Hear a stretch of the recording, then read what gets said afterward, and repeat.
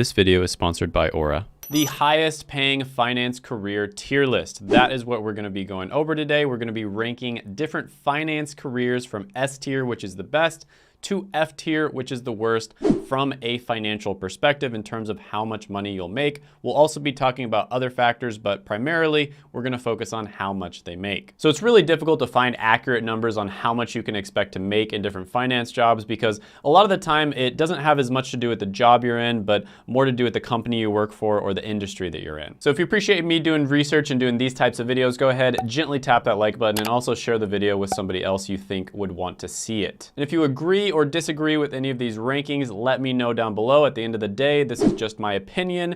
And if you think my opinion is wrong, that's totally fine. It's good that we all start a conversation that we can all learn something from. All right, so let's get started right away with Vice President of Analytics. So the Vice President of Analytics is in charge of the collection and analysis of data, and specifically in the finance industry, this is incredibly valuable. So you want to be able to quickly collect data and then also decide immediately what actionable steps you should take based off of that data. Glassdoor has the average salary for this position being between $127,000 to $230,000. But you can see even higher salaries in the finance industry because data is basically everything. That's what gives you an edge over your competition. And finance is, of course, incredibly competitive. And I guess I should say that right away.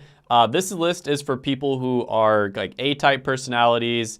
You're very competitive probably, you're okay working like 60+ hours a week, not having a great work-life balance, but also people who are ambitious and they want to have really high-paying jobs. So with that being said, this one is going to go into A tier. Next one on the list is going to be strategy consulting. So this is where you're working for maybe one of the big four accounting firms, and I guess like consulting in general, even though there's a lot of differences there, a lot of the time they will end up working in different areas of finance. So if you're like a second-year consultant at McKinsey, for instance, you're an associate, you can expect to make over $200,000 a year in total compensation. And there's honestly a lot more to it than that. I could probably make like a 5-video series just on consulting alone. But yeah, consulting can be phenomenal. It's also a career path that leads to many other opportunities. This one is going to go into A tier. Next one on the list is going to be entrepreneurship. So this is basically starting up your own business. And there is a ton of opportunity in the finance industry for this. Now this is high risk and also high reward, but there's a lot of exciting new fintech companies starting up in the space.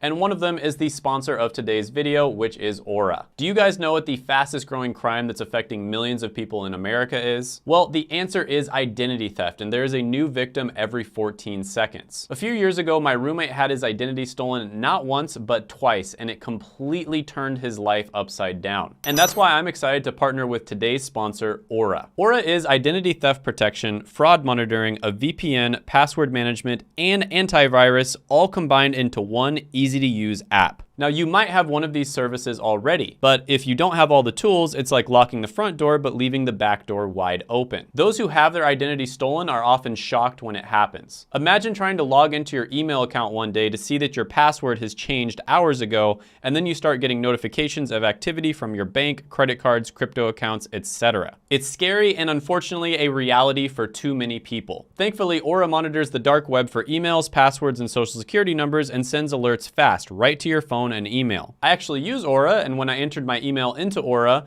they monitored the dark web and found that my email and password had already been exposed once. And when it comes to fraud, every second matters. You can connect your credit card and bank accounts, and you'll get notified of any changes up to 4 times faster than Aura's competitors. Aura's VPN allows you to stay anonymous online by keeping your browsing history and personal information safe and encrypted. Protect yourself and your family from identity theft at www.aura.com/ShaneHummus. And if you sign up right now at aura.com/ShaneHummus, they will give you a 2-week free trial so that you can see if you or your family's information has been exposed to the dark web as well. And I'm actually curious to know how many of you have had your information leaked to the dark web. So if you do decide to use Aura's free trial, let me know in the comments down below if your information has been compromised. Thank you again to Aura for sponsoring this video, and let's get back to the main content. So yeah, entrepreneurship, lots of opportunity, really phenomenal. I think everybody knows this, don't need to go into too much detail. retail. Another thing is finance is one of the industries that has the most opportunity, and a lot of the time you are seeing, you know, the combination of finance and technology. Technology is also a phenomenal industry as well.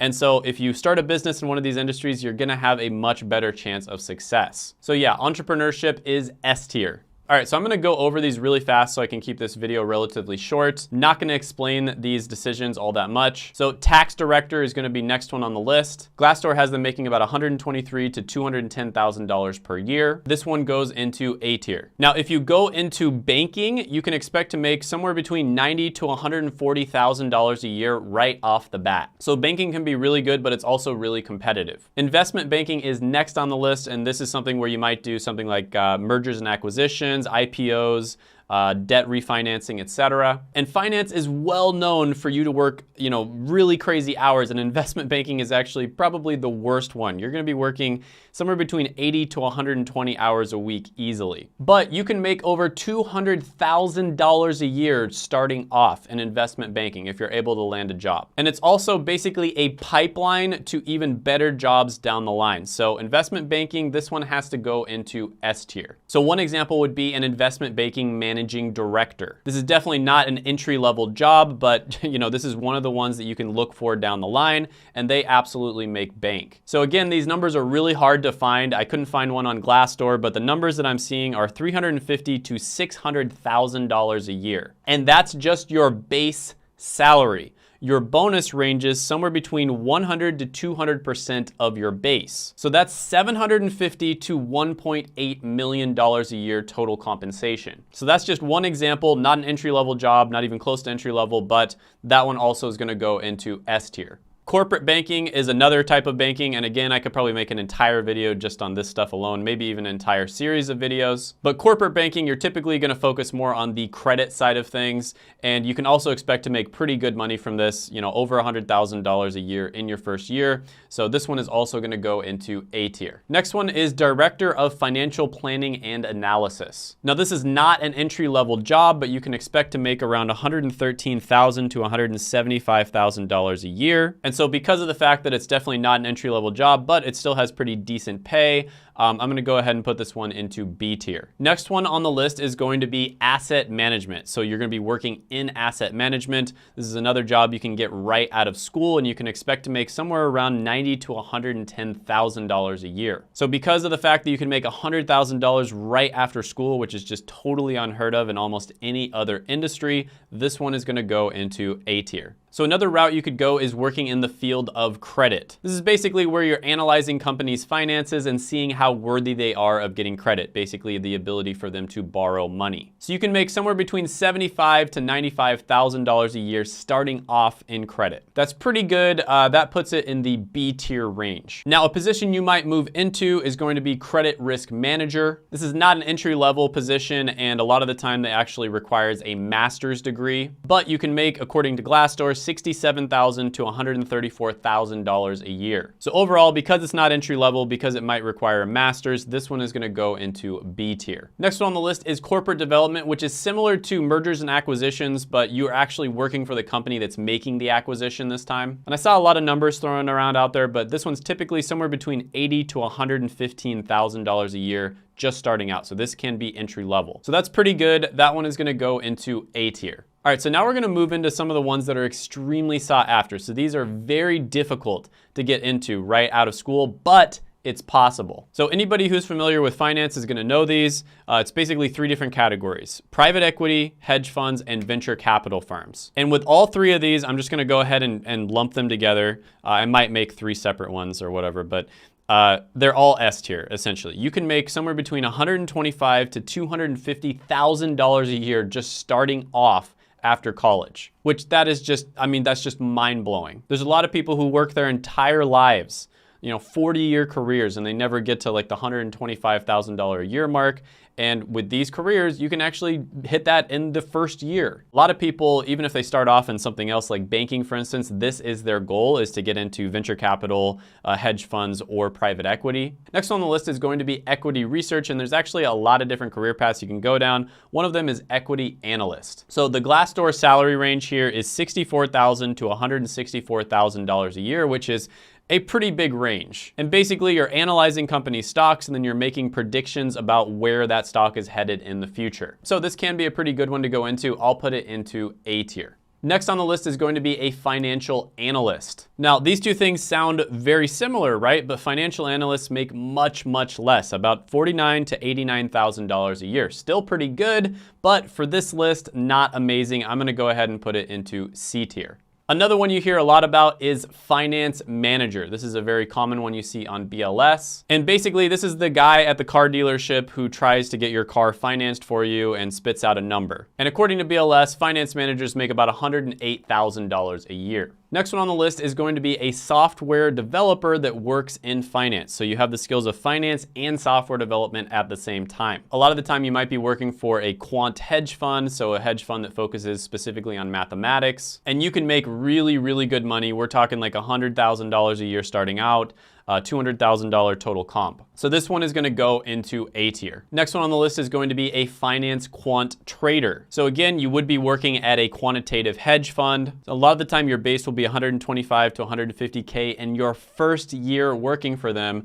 And with the bonus, you might hit over $200,000. So this one is going into S tier. Next one on the list is going to be sales and trading. Now this can be a very high pressure, stressful type job, but the good thing about it is you're typically only working during trading hours. And this is one that you could potentially get right out of school and you might crack 6 figures. And so for that reason, I'm gonna go ahead and put this one into A tier. Next one on the list is going to be a hedge fund manager. And I think this one goes without saying. The typical hedge fund manager makes 2.4 million, and that's just like tiny hedge funds. The highest paid hedge fund manager in the world, at least last year, is Izzy Englander. He made $3.8 billion.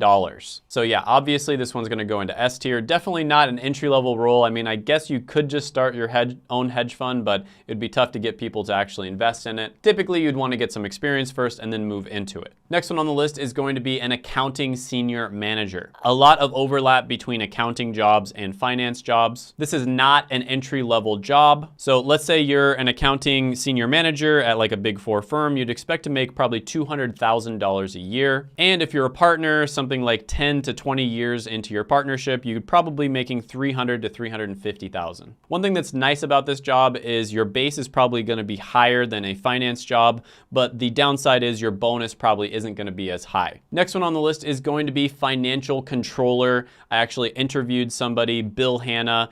He is the financial controller on this channel. I interviewed him about accounting. It was a really cool interview, very valuable if you want to go down that pathway. But financial controllers make about $235,000 a year. And basically a financial controller is kind of like a higher level accountant. And there's a lot of other jobs you can move into from accounting in the finance industry. All right, so let me know down below, are there career paths that I missed out on? I think this video went a little bit longer than I was hoping. But yeah, let me know if there's career paths I missed out on. Let me know if you disagree with my rankings. Let me know if you want to put the rankings in a different order, or maybe there's some of them that I shouldn't have included or whatever. Let me know down below. Hope you enjoyed the video. Go ahead, gently tap that like button, hit the subscribe button, ring the notification bell. And if you enjoyed this one, I think you're really gonna love this video right here as well. And I'll see you next time.